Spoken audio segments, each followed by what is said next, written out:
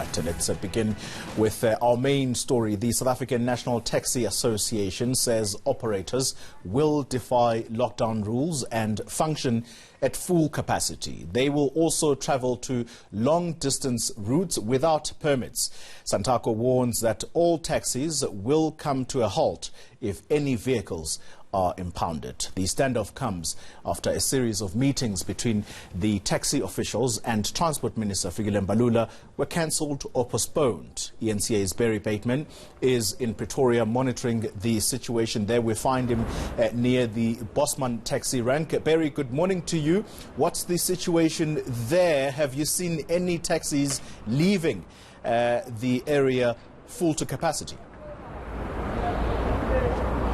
Well, Ollie, this particular area is the transfer point between whoever is coming and on their way to Kempton Park. But having spoken to several of the drivers here a short while ago, it appears that message of defiance that you just referred to hasn't quite filtered down to the drivers out here on the road. When I was chatting to one, I said to him that the message from Philip Tybush from Santaco yesterday was that they would you would be filling to 100% capacity. And the immediate question from the driver was, but isn't that against the law? And we had a bit of a chuckle between us saying, well, yes, it is. That's what the minister's saying as well.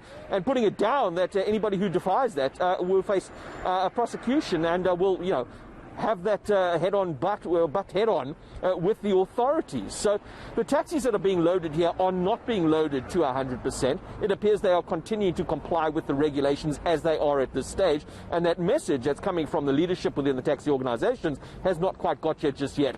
Commuters are going by their business as usual. Yeah, it's interesting that you raised that point, Barry, about taxi operators on the ground not fully aware, because that media briefing by Santaco took place very late in the day yesterday, and the decision at national level, this is now the Santaco body, it comes at a very late stage, because from Friday we were aware that KZN Santaco was the only sort of association that was intent on making sure that taxis are full to capacity. So as to which point does this message then come from the top, it begs the question whether there might have been a difference of opinion between the taxi bodies themselves. Well, that is potentially a possibility, but I think you touched on it in the first part of your question there, is that it just came late in the day. I think it has taken some time for this information, for the decision that has taken high up to filter down. But I was surprised at the approach, or not surprised, but, the taxi drivers I spoke to, they recognize that what they're being asked to do is in contravention of the regulations. And they know how they get penalized significantly. Tybush going into detail yesterday about some of the fines that the taxi drivers have faced when a vehicle gets impounded. It costs them 5,000 Rand to have that released. I think that would be very much on the front of mind from these drivers if they're being told by leadership to go ahead and contravene the regulations. They might also be concerned about the health implications of loading the taxi to full capacity. I mean, these are the concerns that are being raised from government side, the Transport Ministry, but of course coming from the Health Department, who would guide the ministry on those regulations related to capacity of these vehicles.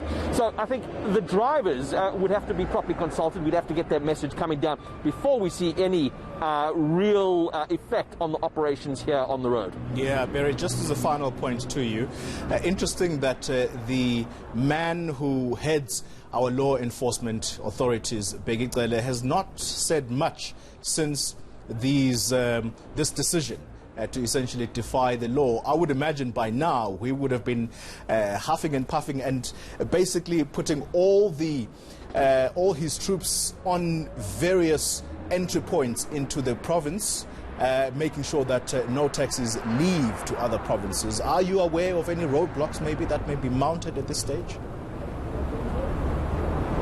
I'm not aware of any roadblocks, but if it was a bunch of surfers saying they will go out today on the beach to surf, you can bet your buck that Begicele would be there to police the situation. I think you're dealing with a very different sort of organization when you're dealing with the taxi industry. And it appears, if you look at that statement from Philip Tybush yesterday, that they are defiant. They're also very upset.